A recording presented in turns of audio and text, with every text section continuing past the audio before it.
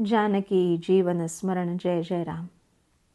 विषय वासना इत्यादी सोडून भगवंताला शरण जावं.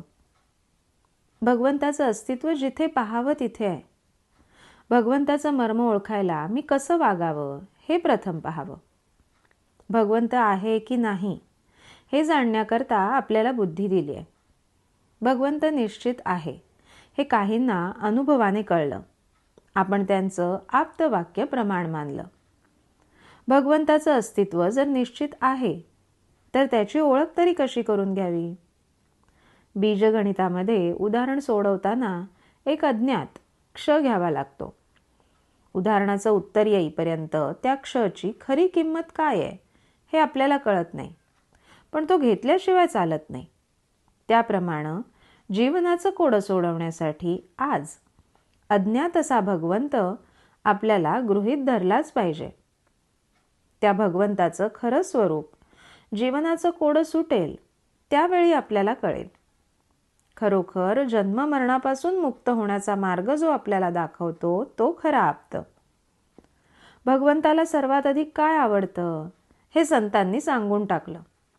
ते म्हणजे आपण विषय वासना इत्यादी सर्व काही सोडून भगवंताला शरण जावं. आपण नेहमी विषयांनाच शरण जातो. भगवंताला जो शरण गेला त्याला जगाची भीतीच नाही उरत. सर्व चमत्कार करता येतात, पण भगवंताला शरण जाणं फार कठीण आहे. आपण जिना चढतो ते जिन्यासाठी नसून वरच्या मजल्यावर जाण्यासाठी असतं. वरच्या मजल्यावर जाणं हे साध्य असून जिना हे त्याचं साधन आहे. त्याप्रमाणे तीर्थयात्रा, व्रत, नेमधर्म ही साधनं असून परमेश्वर प्राप्ती हे आपलं साध्य आहे.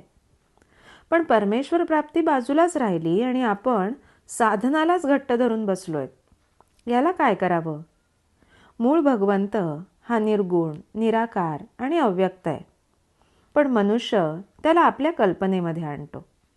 आपल्या ठिकाणी असणारे गुण पूर्णत्वाने त्या भगवंताच्या ठिकाणी आहेत अशी आपण कल्पना करतो. याचा अर्थ असा की आपण प्रथम भगवंताला जडामध्ये पाहतो आणि मग त्याच्या नामाकडे जातो. भगवंताने केलेली ही सृष्टी आहे तशीच सर्व जरूर आहे. तिच्यामध्ये बदल करायला नको, बदल आपल्यामध्ये करायला हवा. आपलं सगळं जीवन जर भगवंताच्या हातामध्ये आहे तर मग जीवनातल्या सर्व घडामोडी त्याच्याच हातात आहेत, यात शंका कोणती. झाडाच्या मुळांना पाणी घातलं की त्याच्या सर्व भागांना ते पोहोचतं. तसं भगवंताचा विसर पडू न दिला म्हणजे सर्व काही बरोबर होतं. भगवंत हवासा वाटणं यामध्येच सर्व मर्म आहे. आत्मा हा समुद्रासारखा आहे. त्याचा अगदी लहान थेंब, त्याप्रमाणे हा जीव आहे. त्याची ओळख होऊन आत्म्याशी समरस होणं हेच खरं तत्वज्ञान आहे. या आत्म्याचं नित्य स्मरण ठेवून आनंदात असावं. तात्पर्य, संतांनी नामस्मरण रूपी नाव आपणास दिली आहे. त्यात विश्वासाने बसू. संत कर्णधार आहेत, ते आपणास पहिलं पार नेतील. जानकी जीवन स्मरण जय जय राम.